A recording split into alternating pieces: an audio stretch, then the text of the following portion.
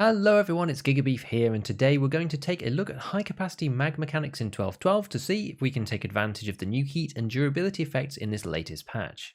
So what do we know from 12.12 so far that will help us here? The malfunction system has been increased in complexity by a fair margin, which we've discussed in another video previously, but overall the system has been nerfed somewhat compared to how it was before. How is this the case? Well, previously you could get a misfire basically whenever. There wasn't anything you could do about it, it was just a random chance that your gun wouldn't work. The fact that this happened to weapons with 100% durability caused quite an outcry in the community, to which the response in 12.12 was to give us a safety threshold. Now, if you keep your weapon above 93% durability, then you won't get any malfunctions at all, except for overheating related problems. Well, we can do whatever we like then: suppressors, high pen rounds, high rate of fire, and importantly, high capacity magazines, so long as we A, keep the gun over 93% durability, and B, stay away from the overheating territory. This is interesting because the increased failure to feed stat on these 40 plus mags and also potentially on the ammo literally has zero impact on our gameplay so long as we keep within these boundaries.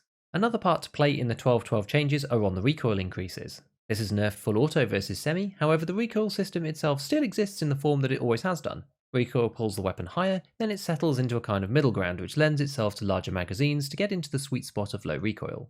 For solo players, the benefits to high cap mags are still the same as they were before. Fighting a 2 or a 3 man with 30 rounders can be quite tricky, as if you want to be pre-firing and suppressing, you run out of bullets really quickly, and good players will aggressively take advantage of your reload windows to push and kill you in CQB. Another change in 12.12 is that 60 rounders on the flea for 5.56 have been locked completely behind traders and barters and removed entirely from the marketplace, limiting their use fairly heavily in the first parts of this wipe. However, large AK mags for both 5.45 and some for 7.62 are still available as cheaply as 20k per magazine for the 5.45 variant, and can be crafted too in the hideout if needed. Many players who are still using assault rifles are preferring the recoil on the 5.45 AKs right now against something like the M4, which was typically one of the best weapons prior to 12.12, partly due to the slower fire rate, which has a helpful impact on the recoil profile overall, but also because the rounds are good enough with most of the player base still using class 4 armor. 5.45 has always had a problem with the BT to BS jump, but now BT is good enough most of the time for general use because so many people are using class 4 as long as you're not firing over about 50 to 100 meters. This is probably going to continue to be the case for a little while because a growing minority of the player base will switch over to class 5 eventually, and you need Prapor 3 and Ragman 3 to start using the current and better. Okay, so drilling down into the 5.45 AKs, the 60 round mags seem a lot more palatable, so long as we can keep within the required thresholds not to jam the weapon. As we said, only heat-related failures can occur on a weapon with over 93% durability, but we also have to remember that the heating itself causes higher durability damage once you get there, which could push us below the safety level quickly if we're not careful. If we dump a full 60 rounder of 5.45 ammo, this takes us into the overheating territory. But how far and for how long makes a big difference to the durability damage that we suffer. Running a series of tests across various ammo types in the 5.45 category shows some interesting results about how far we can take this. I used a stock AK-74N at 100% durability purchased directly from Prapor for this initial series. Each piece of ammunition has a different heat and durability burn statistic. The durability burn acts continuously for each bullet, eroding the weapon's current durability as shots are fired. The heating stat then works to push the temperature of the weapon up as rounds are fired, and eventually the gun hits an overheating threshold where the durability damage starts being applied to the maximum durability of the weapon as well. This is the threshold that we're keen to avoid, as you also get a penalty to accuracy here too. Let's start with US ammo, which actually has a beneficial minus 20% durability burn and plus 32.8% heating effect. Not that I particularly recommend using this, as with a pen of 15 it barely penetrates a packer, but you can fire an entire 60 round mag without really causing any max durability damage, going from 100 to 99.1 out of 99.9. Next, PP rounds, which are actually not terrible this wipe with 33 pen and are nearly 3 times cheaper than BP, have plus 20% durability burn and plus 54% heating. Here you can fire 50 rounds without damaging the weapon's max, and a full 60 rounder takes you to 98.6 out of 98.9. The remaining ammo continues in this fashion, with each progressive ammunition type driving more durability burn and heat effect into the weapon, increasing the weapon damage done for a full 60 round mag dump and likewise decreasing the number of rounds that you can fire before the overheating effect starts to kick in.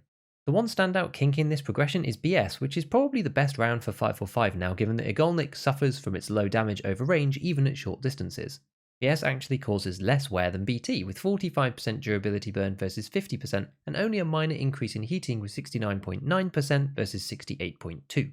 7N40, the new special find in raid only ammo with magical recoil reducing properties, has an even lower durability burn at 35%, but heating similar to Igolnik at 75%. So routine shots will do less damage to the weapon's durability, but the overheating effect comes more quickly with this ammo. Okay, fine, so we've established that we probably don't want to be mag dumping 60s every time we encounter another player. If you did, you'd get 3 full mags of BT before your next mag will hit into the 93% grace period and you'll trash the max durability too, requiring you to buy another weapon. This is not necessarily an issue if you intend to replace the base gun every raid, as you can move all the attachments over onto the new rifle and get it back to 100%. But an interesting question now is, what does the profile of durability damage actually look like? Taking BT ammo, as it's the most commonly used and also has relatively high burn stats, if you fire the weapon with 1 round, 2 rounds, 3 rounds, etc. all the way up to 60, we can see the effect that this progressive 1 more round has on the resulting durability. I didn't do every data point, but a representative sample so we can get an overview. From the chart, we can see that the general durability effect is constant, which is what we expected, increasing slightly towards the end as the overheating effect kicks in, which we can tell is happening because that's when the maximum durability starts to decrease. Once overheating arrives, the maximum durability rapidly drops to the current durability. We can fire this weapon in full auto for 45 shots before the overheating effect kicks in and we start to do damage to the gun. All of this testing so far was done with the stock AK-74N. There are a few parts on this weapon that make a difference to what we see here, as it has minus 4.6% cooling and plus 4.9% heat, although with minus 3% durability burn. The only positive stat here is the durability burn, the other two negatively affect the weapon versus some theoretical 0 heat and 0 cool gun. This comes from a combination of the gas tube, which is plus 0.4% cooling and minus 0.5% heat, the wooden handguard, which is minus 5% cooling with plus 5.4% heat, and the cover, which has the minus 3% durability burn on it. Enter a cooler AK build. This one is one of my favourite budget AKs, which we're not going to go through in excruciating detail, but it includes the RRD muzzle and the VDM tube with the Krebs handguard, which are the parts that matter for this discussion, as well as the SIG vertical foregrip, a TTO1 mount with an optic, and the AK butt pad. With the 60 rounder, this comes to 49 ergo and 53 recoil, which I think is pretty good. In terms of heating, this is a much cooler AK and in total has minus 7.5% heat and plus 4.4% cooling with minus 7% durability burn. On this weapon, this comes from the RRD muzzle with minus 1.3% heat and minus 4% durability burn. The VDM gas tube is the same as all the others with plus 0.4 cooling and minus 0.5 heat. However, the Krebs handguard has plus 4% cooling and minus 5.7% heat on it also, which is really good. As usual, the cover has the minus 3% durability burn too that all the others do. Using this weapon instead and mag dumping our various rounds, we can see that the regular durability burn is slightly less, which we expect due to the extra bonus, and the max durability burn is greatly reduced. This is because the negative heating bonus stops us from hitting the overheat threshold as early, while the cooling bonus also helps remove some of the heat as we fire the weapon. Charting the same detailed analysis using BT, we can now fire 52 rounds before getting to the overheating threshold. The takeaway from this is that if you have your AK modded, you likely benefit from some improved stats versus the stock build, and so long as you don't spray the entire mag in one go, you'll likely only cause regular durability damage to the weapon, allowing it to be repaired later, as well as staying outside of the reduced accuracy zone. Obviously, if you continue on to the next magazine, with the weapon still in the hot state, you can expect to have a problem.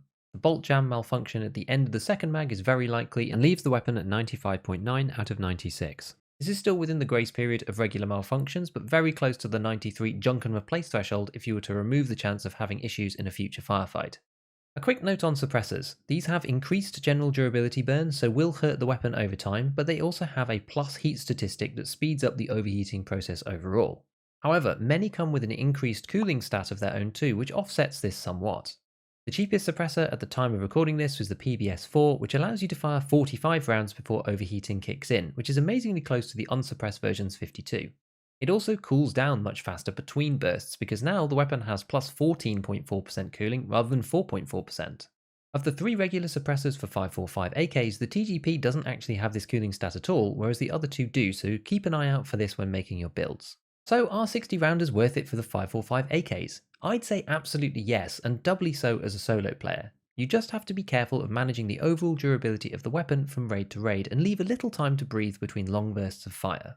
But with the 60 rounders for NATO weapons both expensive and hard to come by until Peacekeeper 3, and the M4 falling out of favour in general, they can give some added firepower for those using the great value of AK budget modding on the grind up. So as usual, if you learnt something, please consider dropping a like and a comment. To see when I'm streaming, you can follow me on Twitter and Twitch. Check out our ScavTalk podcast in the links below. And with all that said, I'll see you next time. And as always, have fun in your raids.